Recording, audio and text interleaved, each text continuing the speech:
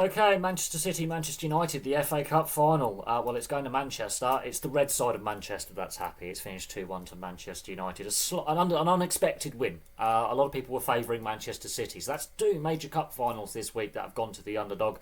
Atalanta beating Bayer Leverkusen 3-0 in Dublin. Here at Wembley, Manchester United beating Manchester City 2-1. It was 2-0 at half time, could have been 3. There is a goal ruled out for offside. Manchester United kept their structure.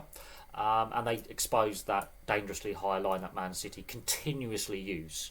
Man City didn't really have a plan B. It was a 1A, 1B kind of thing. They made some changes at half time, but it was still basically the same principle. Haaland couldn't get into the game. He does hit the bar. Interesting things to come out of this game. It took 55 minutes for the first corner. Onana's had a mixed game. Yes, he's pulled off some brilliant saves from Kyle Walker, but then Dokhu's goal, what the hell is he doing? Garnacho's been brilliant. Mainoo's been brilliant. Rashford had a really good game considering that he had a goal ruled out. He had a good game. He looked like Rashford 18 months to 4 years ago. When he's in form, he's scoring goals, and he was confident. So let's break the game down. So Man City have all the possession early on, but they're not using the possession correctly in a way. There's no pace on the ball. Man United are happy for Man City to play in front of them. It's easy to defend, isn't it? Haaland can't get into the game. But that high line's been exposed, and Garnacho exposes it. It's a long ball. It's a pretty aimless long ball, to be fair. Garnacho chases it. Doesn't want to give up on the ball. Garviol and Ortega have a mare. I don't know what they're both doing. Ends up at Garnacho's feet for a tap-in. Is a complete and utter blunderous bit of defending and a blunderous bit of goalkeeping. Who either the goalkeeper calls that, charges out, clears out both of them and the ball, which is what you would expect, old school goalkeeping, or the defender should flick it out into row Z with a header. They do neither. He tries to head it back into the goalkeeper's arms. That goes wrong, goes over the goalkeeper's head, and Garnacho has possibly one of the easiest goals he'll ever have. But he didn't give up on the long pass, and that high line was exposed throughout the first half. Not long after, Rashford had a goal ruled out for offside. Again, carbon copy. Give it to Garnacho. Rashford's not having much luck against Kyle Walker for pace. Rashford's just that little bit slower than Kyle Walker, so Kyle Walker's got the pace to deal with Rashford.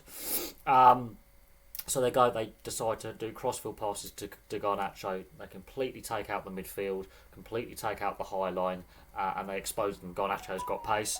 Rashford, there's a slight offside in there. It's the right decision. It's frustrating because it was a great bit of vision to spread the ball like that, but it's a carbon copy for Mainoo's goal on 39 minutes. Again, get it to Garnacho, expose Garviol, expose that left-hand side defence of Man City and their ridiculously high line.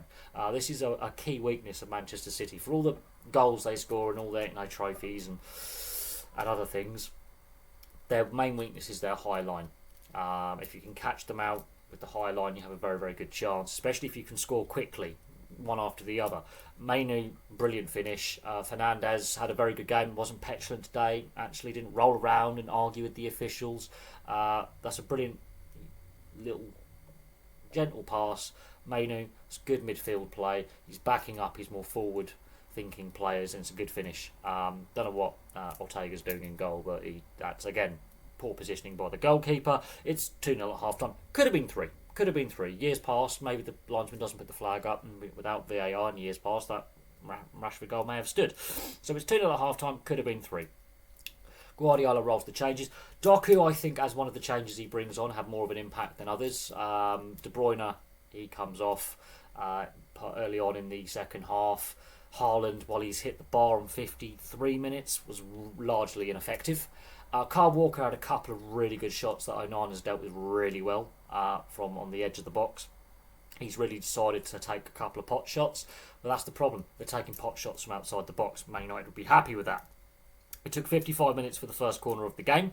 And then after that first corner, Man City, I wouldn't say are they panicking? But the pace and intensity of their passing and movement increases. And Man United slowly but surely became more and more defensive, and their defensive line's getting deeper and deeper and deeper. So it's a little bit harder for them to counter-attack and expose Man City's high line. They're now doing a lot of defending. They're under siege.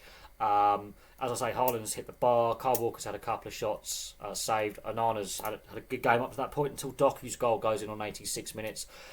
that is what I would describe as a Manuel Almunia moment. Manuel Almunia, famously for Arsenal, brilliant goalkeeper on his day, but had that mistakes and clangers like that where the ball will go through him. I remember it happening in a Champions League semi-final about 14, 15 years ago, where he played really well up to that point, goes down low, and it goes through his arms. That's what's happened with Onana. He has a clanger in him. After all the good saves and commanding presence in the box that he's had up to that point, that's the moment where you're thinking, is this going to be like the semi-final against Coventry, where they've blown a lead and then it goes to extra time and penalties? Are you thinking that they could blow this lead? Dokhu's goal, it's a powerful shot. Onana should be saving that. He gets it wrong. He gets his angles slightly wrong. I think he thinks he's closer to the post. I call it a Manuel Almunia because that's a regulation save, and he's got it wrong, and he's pushed it into the net rather than onto the post. Possibly got his angles slightly wrong. And then again, desperation by Man City. They've upped the pace a bit more, but they're chasing the game, and they left it too late. And then there's that counter attack right at the end where Højlund and Amrabat are going down the other end, and if Amrabat's pass sticks, the referee will be playing advantage, and it's basically one defender against 5 attackers because they've thrown everyone forward. So it finishes 2-1. A lot of Man United fans will be asking, where was that performance all season? They've had a very inconsistent season. The FA Cup semi-final, brilliant first half, shocking second half, got lucky with the VAR and the penalty shootout. And Man United, their fans will be asking what's happened this season. They finished one of their lowest league finishing positions ever in the Premier League era. I think possibly the lowest in the Premier League era. I think it's their lowest since 1986 league finishing position this season, so it's been a very poor season in the league.